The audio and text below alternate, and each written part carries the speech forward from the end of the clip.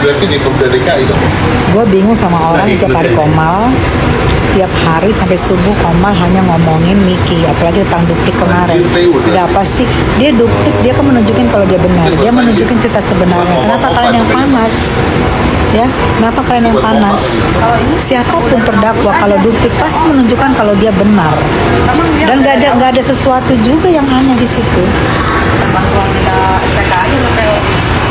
Dan buat itu buat JPU Dona kenapa nggak mau salaman, ada apa?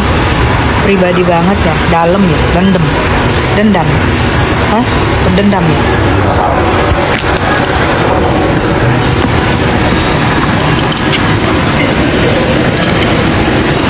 Makan dulu ya bang. Nggak boleh begitu, ya. Kalau Niki bebas disikat lu pada padi. Kepala gue pusing.